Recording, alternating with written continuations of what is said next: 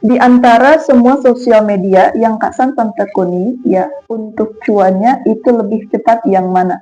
Oke, jadi teman-teman ya, di sini Sansan akan membeberkan berdasarkan daripada pengalaman Sansan. Assalamualaikum warahmatullahi taala wabarakatuh, teman-teman. Kembali lagi sama saya Sansan ya. Dan seperti biasa teman-teman ya, kita di sini akan melanjutkan lagi perbincangan-perbincangan edukasi berdasarkan daripada pengalaman Sansan ya teman-teman. Terkhususnya yaitu gitu kan untuk beberapa sosial media yang 2 tahun ini sudah Sansan tekuni.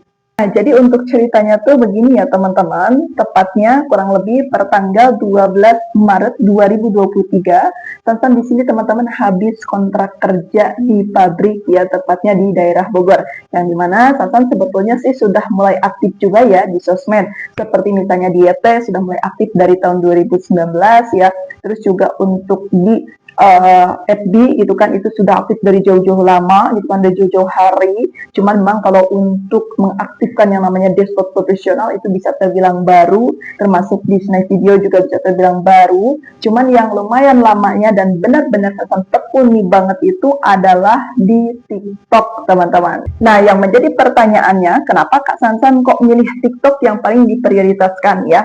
Karena teman-teman sejauh ini dan alhamdulillah sampai Sansan ada di titik ini ya, itu syariatnya Sansan besarnya itu di TikTok teman-teman ya.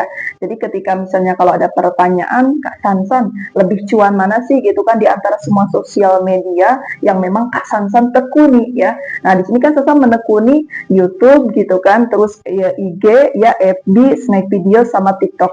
Di antara semuanya yang Sansan tekuni teman-teman sejauh ini yang lebih cepat cuannya, yang bisa benar-benar dipetik buru-buru ya, itu adalah TikTok teman-teman. Kenapa harus TikTok Kak Sansan? Nggak misalnya FB gitu kan, atau mungkin Snap Video, atau mungkin IG, atau mungkin YouTube gitu kan ya.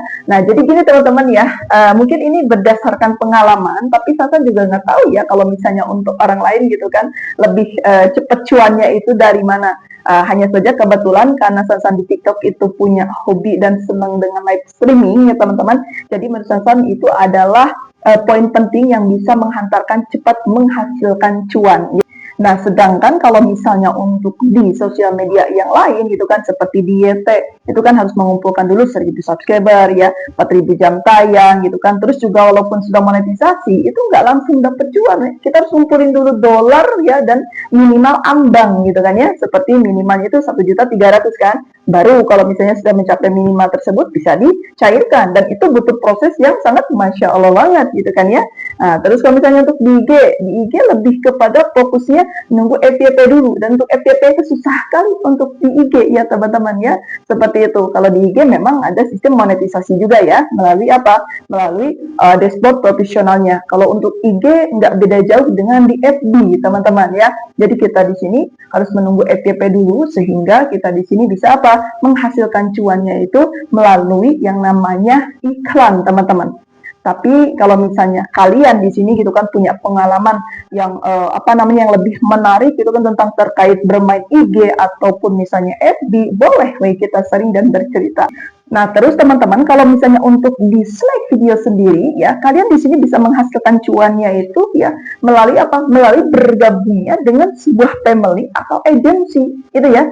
Nah, jika misalnya kalian sudah bergabung, konten kalian sih sebetulnya gitu kan, sudah lumayan, minimal rata-rata FYP 1,2, 1,3, itu udah bisa bergabung. Asalkan benar-benar rata segitu. Tapi kalau misalnya kayak masih naik turun, sebetulnya teman-teman family atau agensi juga ya, belum bisa mengajak, jarang mengajak ya. Tanpa terkecuali kalau misalnya beruntung banget gitu kan, kayak teman Sansan, itu yang mengajak langsung dari tim Snap Videonya teman-teman. Jadi seperti itu.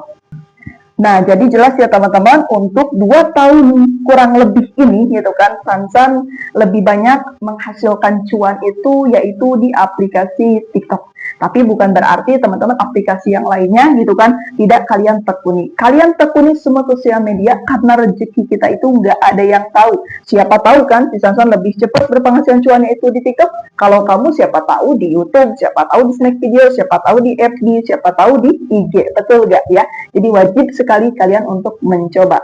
Coba, Sansan di sini pengen tahu ya, yang punya pengalaman gitu kan selama kalian terjun di sosial media mana saja. Coba deh kalian komentar. Siapa tahu kita di sini bisa sharing. Oke teman-teman ya, itu saja yang bisa saya sampaikan untuk di video kali ini ya. Besok atau lusanya kita akan bikin konten bagaimana cara menjadi afiliator gitu kan di TikTok atau di FB. Kita juga akan bahas, plus nanti insya Allah Susan akan buatkan sebuah tutorialnya ya.